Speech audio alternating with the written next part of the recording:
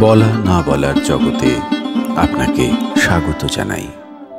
ছোট গল্প পালক, রচনা ও পাঠ সৌরভ হাওলাদার। নদী চলছে নদীর মতন, ঢেউ চলছে ঢেউয়ের মতন। পাড় ঘেঁষে দাঁড়িয়ে আছে আম, কাঁঠাল, জাম, বট, অশ্বত্থ, অশোক, কদম, জারুল, শিরীষ, অর্জুন, আরও কত কে। কেউ কাউকে কিছুই বলে না। রতনবাবুদের মস্ত বাগান, গুনগুন করে ভোমরা ঘুরছে, জলের কাছ দিয়ে ফড়িং, কাদার উপর সন্ত্রস্ত পায়ে বক, কাদা খোঁচা, কোথাও পানকৌড়ি। আলো ফুটেছে খানিক আগে।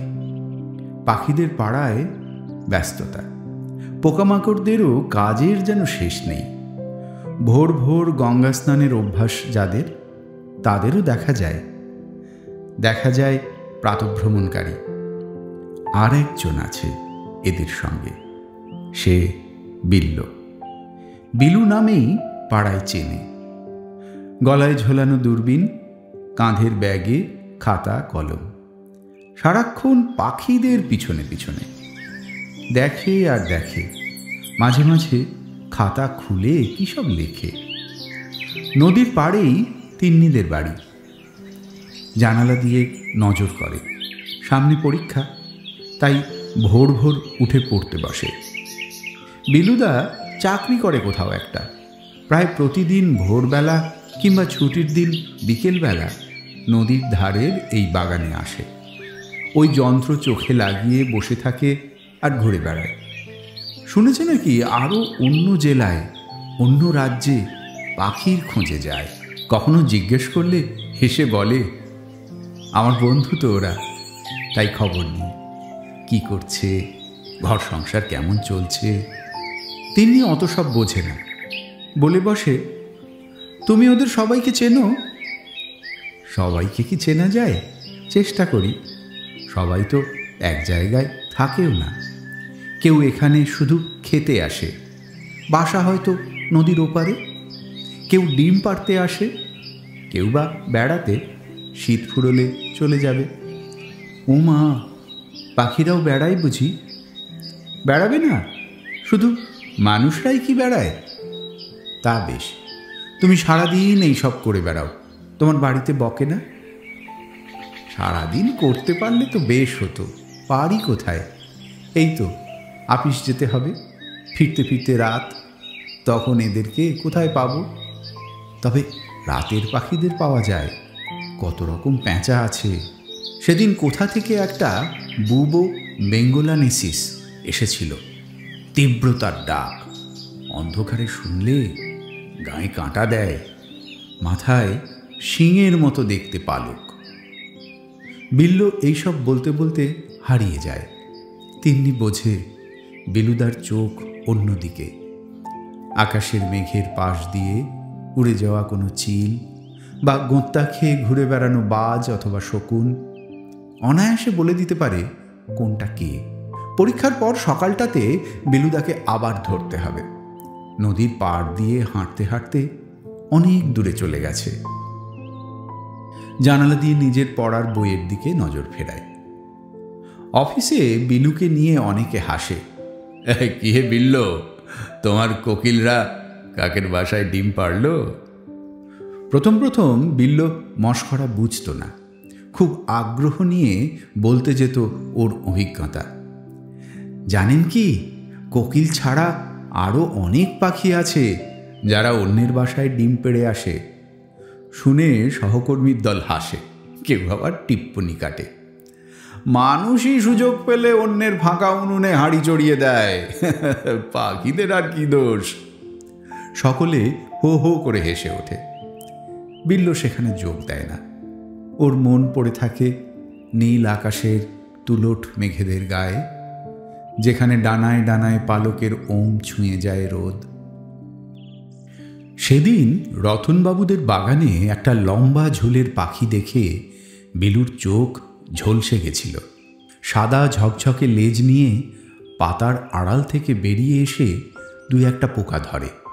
একই ভঙ্গিমায় লেজের ঝালর নিয়ে পাতার আড়ালে চলে যায়।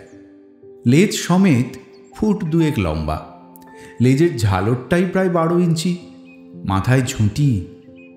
এ পাখির কথা পড়েছে, বুলবুলিদের জ্ঞাতি, নাম দুধরাজ। রাজার মতোই জমকালো তার রূপ। এই অঞ্চলে কখনো দেখেনি। চটপট খাতা খুলে লিখে নেয় অভিজ্ঞতার কথা। গাছের গায়ে হেলান দিয়ে লিখছে। সেখানে পাড়াতুতো দাদা সুখদেব এসে হাজির। একটা কথা ছিল। বিলু অবাক হয়ে তাকায়। পাড়ার লোকজনের সঙ্গে তেমন মেলামেশার সুযোগ হয় না। সুখদেব হঠাৎ কি মনে করে কে জানে। ওর এই ভালোবাসাকে তো সবাই ভালো চোখে দেখে না, তাই একটু তফাতে থাকতেই পছন্দ করে। আমতার স্বরে বলে, বলুন, কি বলবেন? তরুণ শর্মার নাম শুনেছ? কোন তরুণ শর্মা? ফটোগ্রাফার? বাহ, তুমি তো বেশ খবরাখবর রাখো দেখছি। নামি লোক, ওয়াইল্ড লাইফ নিয়ে কাজ করেন, সবাই চেনে। সবাই চেনে কিনা জানি না, আমি তো চিন্তাবি না। গেল সপ্তাহে আমাদের অফিসের প্রোগ্রামে এসেছিল, সেখানেই জানলাম।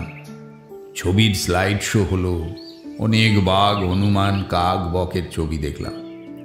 সেসব দেখে আমিও তোমার কথা বললুম, বুঝলে।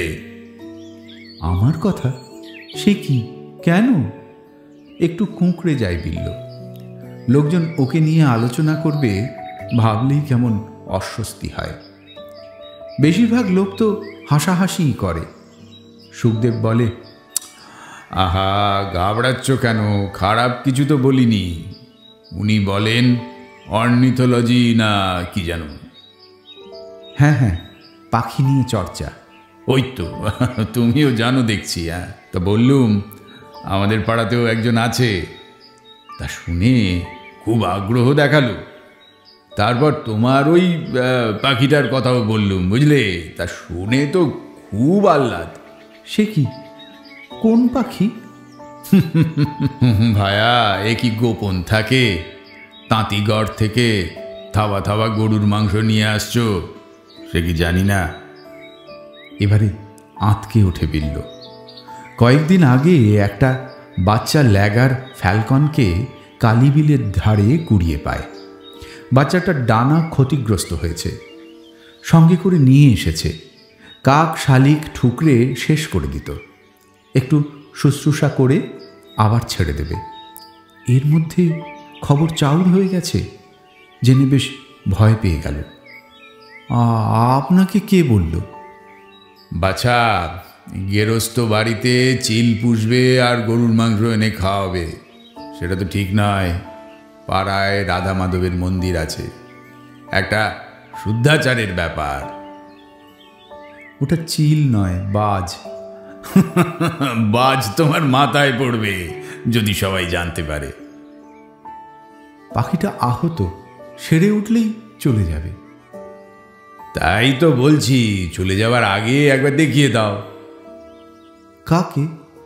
ওই যে বললুম, তরুণ শর্মা। উনি আমাদের বাড়ি আসবেন? আরে, সে ওনার মতো লোক কি এমনি আসেন? আমি বললুম তবেই না।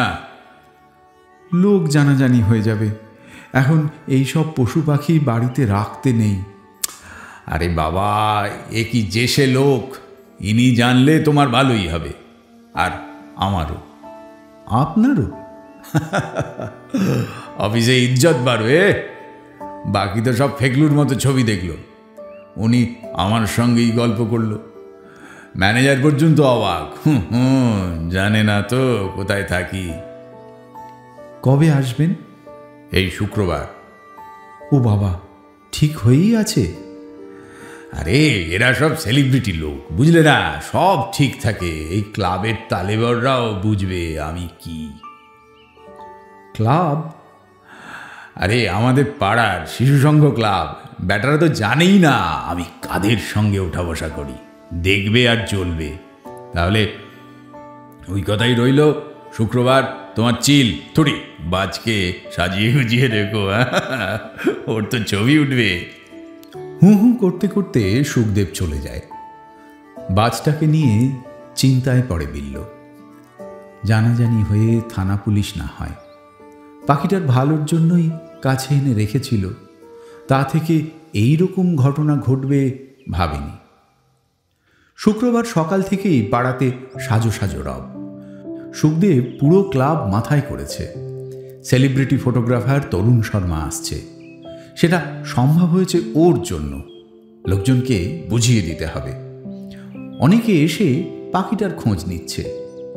বিলু কাউকে ঘরে ঢুকতে দেয়নি, বলেছে অসুস্থ পাখি, এত লোক দেখলে ভয় পেয়ে যাবে। বেশ খানিক পর লাল বাতি জ্বালিয়ে একটা মস্ত গাড়ি এসে দাঁড়ায়। এবার বিল্ল সত্যি ভয় পেয়ে গেছে। দেখে তরুণ শর্মার সঙ্গে চিফ কনজারভেটর বিশ্বনাথনও আছেন।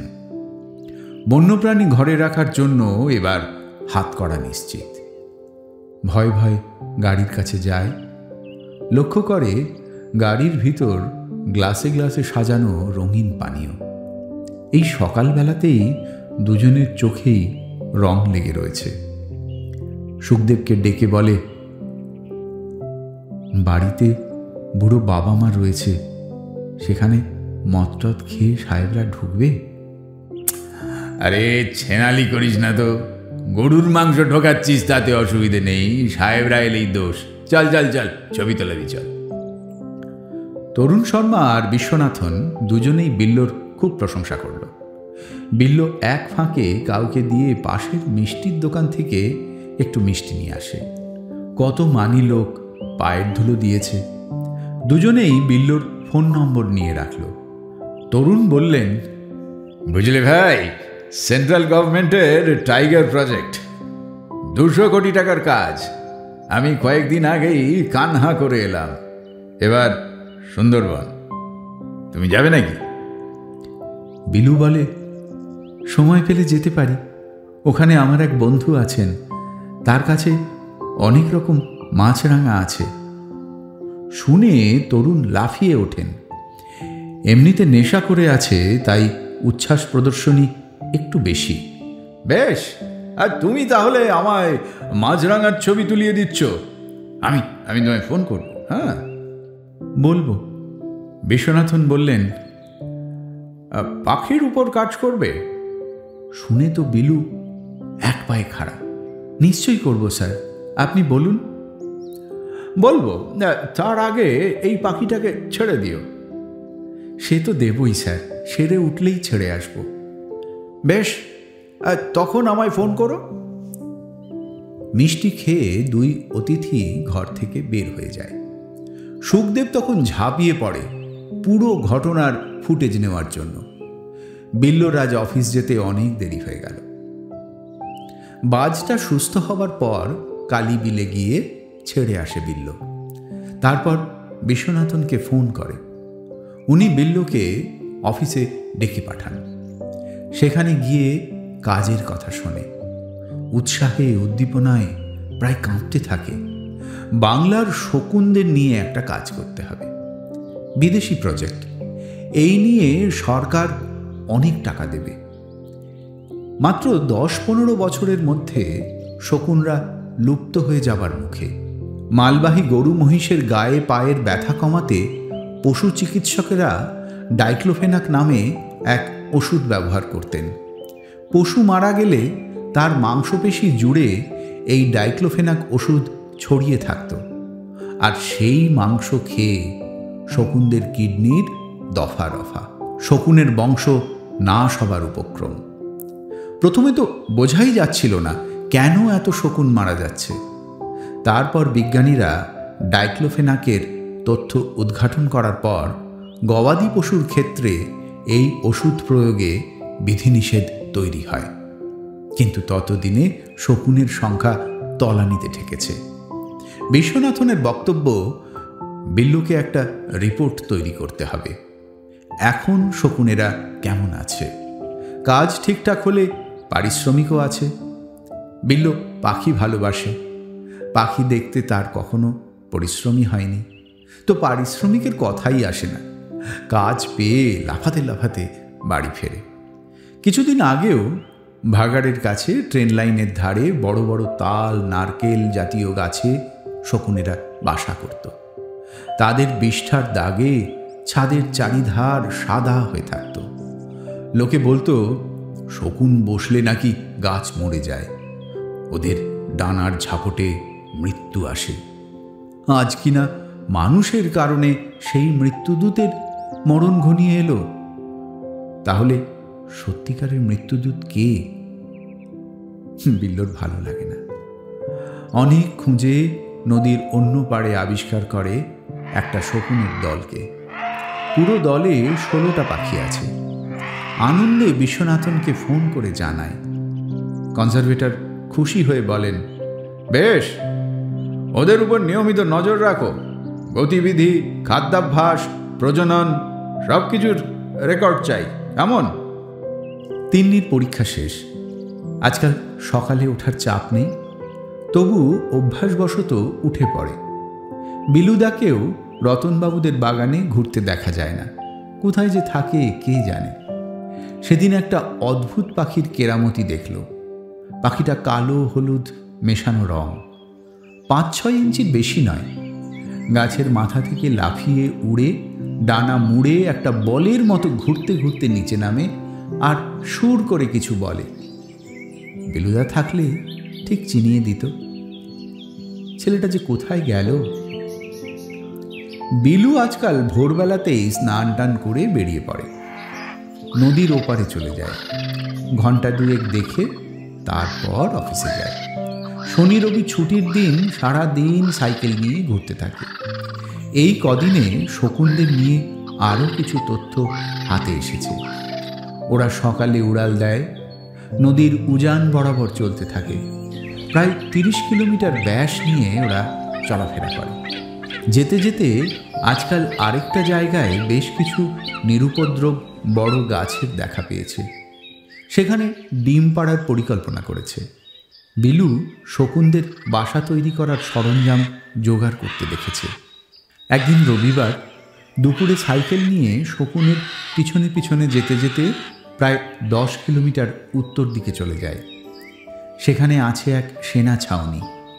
অনেকখানি জায়গা নিয়ে সেই ছাউনি। কত শত গাছ, কেমন ছায়া ঘেরা শান্ত পরিবেশ। শকুন দেখতে সাইকেল নিয়ে ঢুকতে যাবে, গেটের লম্বা জোয়ান রাস্তা আটকায়। কোথায় যাবে? কাঁচু কাঁচু মুখ করে বলে, ওই গাছগুলোর কাছে। পারমিশন আছে? পারমিশন?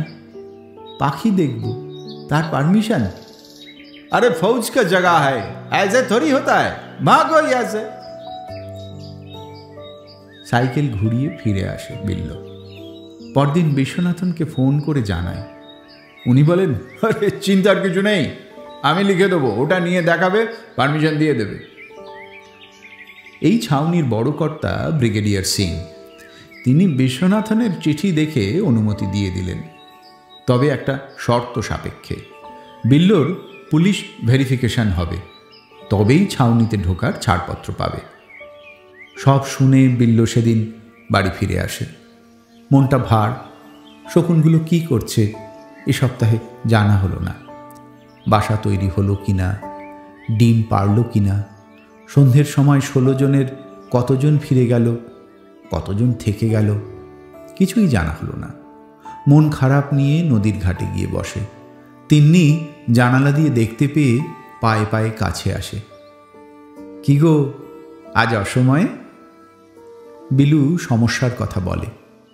তিন্নি জিজ্ঞেস করে, ভেরিফিকেশন করতে কতদিন লাগবে? তা কি আমি জানি, কোনোদিন তো করতে হয়নি। বিলুকে পেয়ে তিন্নি সেদিনের ডিগবাজি খাওয়া পাখিটার কথা জিজ্ঞেস করে। পাখির কথা শুনে বিলুর মন চাঙ্গা হয়ে ওঠে। ওমা, তাই বুঝি? এখানে ফটিক জল এসেছে? ফটিক জল? হ্যাঁ তো, ওই রকম ডিগবাজি খেতে খেতে ডাক দেয় ফটিক জল। তা তোর কি খবর, পরীক্ষা হয়ে গেছে? পাখি ছাড়া বিলু যে তিন্নির খবর নিচ্ছে শুনেই তিন্নির মন ভরে গেল। পরীক্ষা তো হয়েই গেছে। এবার কি মাস্টার্স? নো, এবার বিয়ে। সে কি, এখন কেউ পড়াশোনা শেষ না করে বিয়ে করে নাকি? বাবা বলেছে ভালো পাত্র বিয়ের পরে পড়তে। ও, ঠিক হয়ে গেছে? ওই একরকম কথা চলছে। বাহ, তবে সেটাও ভালো। সন্ধ্যের সময়টা নদীর ধার বড় মনোরম। পশ্চিম দিগন্ত লাল করে সূর্য ডুবে যায়, আর অজস্র পাখি তাদের বাড়ি ফেরার মিছিলে আকাশ ভরিয়ে তোলে। আজ বিলুর দূরবীন নেই, খাতাও নেই। ছিল শুধু শকুনদের জন্য এক গলা মন খারাপ। ঘরমুখো পাখিদের দেখে কিছুটা আনন্দ পায়। তিন্নি চুপ করে ঢেউয়ের শব্দ গোনে। বুঝতে পারে ওর পাশে বসা মানুষটির মন আকাশের গায়ে। সেখানে নাগাল পাওয়া মুশকিল। পুলিশ ভেরিফিকেশন হতে বেশি সময় লাগে না। এক সপ্তাহের মধ্যে বিল্লোর সেনা ছাউনিতে যাতায়াতে আর কোনো বাধা থাকে না। ছাউনির একপাশে অনেকগুলো তালগাছের দল একসঙ্গে দাঁড়িয়ে, সেখানেই শকুনেরা বাসা নিয়েছে। ছাউনির ভিতরেই একটা বাড়ির ছাদে উঠে দূরবীনে চোখ লাগিয়ে বসে থাকে বিল্লো। তবে বুঝতে পারে এরা বিল্লোকে সম্পূর্ণ বিশ্বাস করতে পারেনি। বিল্লোর আশেপাশে ছায়ার মতো এক দুজন জোয়ান সব সময় থাকে। বিল্লো দূরবীনে চোখ রেখে কি করে ওদের আশ্চর্য লাগে। একজন তো একদিন জিজ্ঞাসাই করে ফেলে, তুমি এত দূর থেকে আসো এই গিধগুলোকে দেখতে? তাই তো। তোমার চলে কি করে? ওই চলে যায়। সে কি, এর জন্য তুমি টাকা পাও না? আমি তো পাখিদের ভালোবাসি।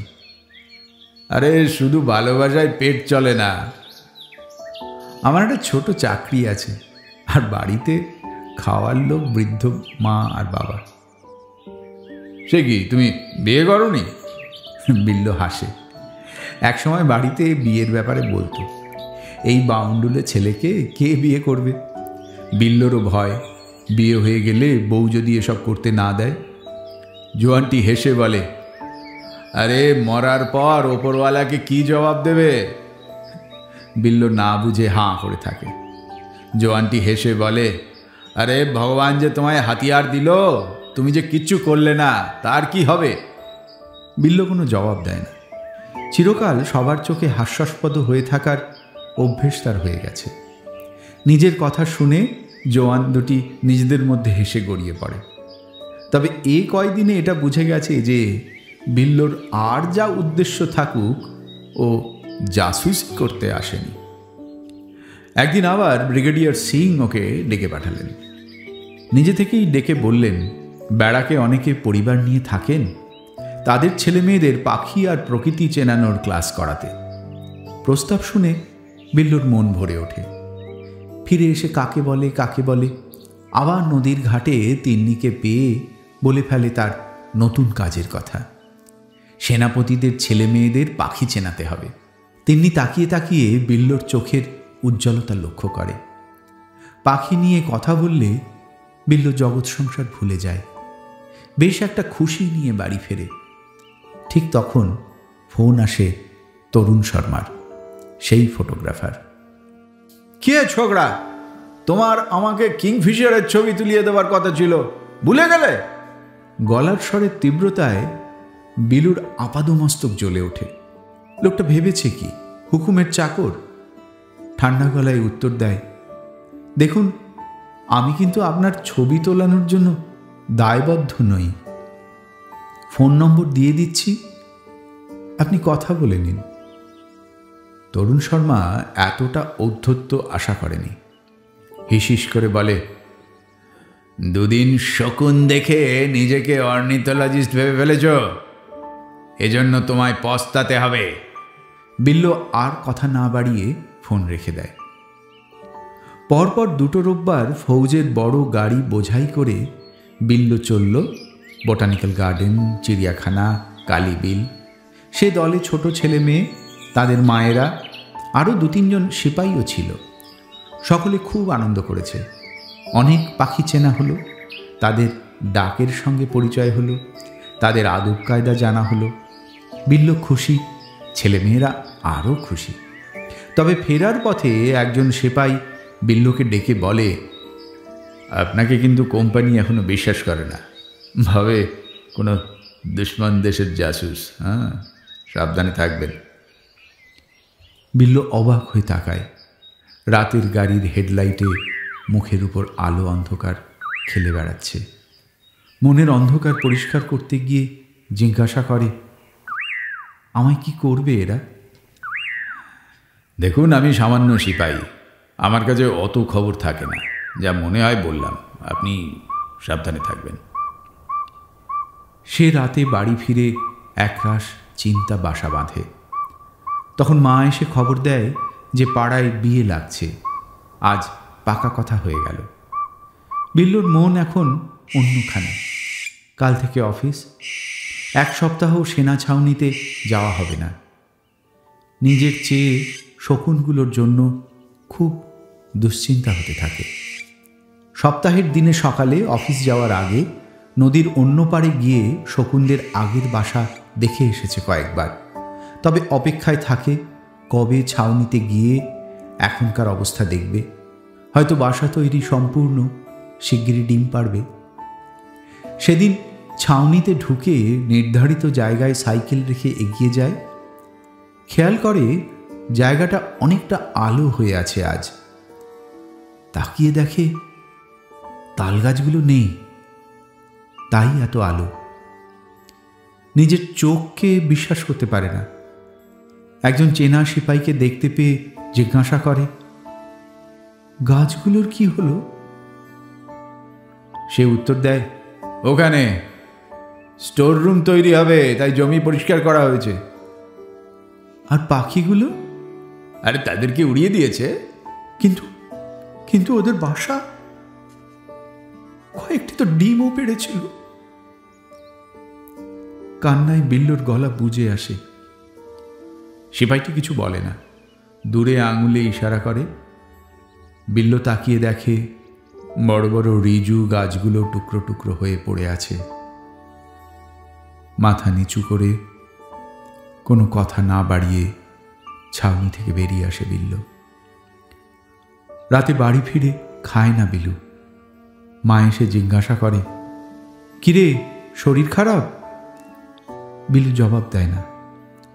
মা জানে ছেলে ভীষণ সংবেদনশীল, তাই আর কিছু বলে না, শুধু একটা খাম হাতে ধরিয়ে যায়। বিলু তাকিয়ে দেখে একটা বিয়ের কার্ড, তেল সিঁদুরে অলঙ্কৃত দুটো নাম, পালক আর চিরঞ্জিত। বিলু অবাক হয়ে জিজ্ঞাসা করে, মা, এরা কারা? মা বলেন, আমাদের পাড়ার মেয়ে, চিনিস না? বিলু খানিক আহত হয়ে বলে, মা, আজ বড্ড মন খারাপ হয়ে আছে। আর হেঁয়ালি করো না, না বলতে হয় বলো না। কোনোদিন দূরবীন সরিয়ে কাছের মানুষজনের দিকে তাকিয়েছিস যে জানবি? আরে কে বলবে তো? মেয়েটা তো তোর নাগালই পেল না, তুই থাক তোর পাখিদের নিয়ে। উফ, বড্ড গোল করছো। আমার নিমন্ত্রণের দরকার নেই, জানারও দরকার নেই। তিন্নির ভালো নাম পালক, বোকা ছেলে। হঠাৎ যেন বিল্লর চোখের সামনে থেকে একটা আচ্ছাদন সরে গেল। সারা জীবন পালকের খোঁজে ছুটে বেড়ালো, আর এই পালকটা কেন যে তার চোখেই পড়েনি। এতক্ষণ শুনলেন ছোট গল্প পালক, রচনা ও পাঠ সৌরভ হাওলাদার। বলা না বলার জগতে এমন নানা কাহিনীর হদিশ থাকছে। অনুগ্রহ করে চ্যানেলটি শেয়ার, লাইক এবং সাবস্ক্রাইব করুন।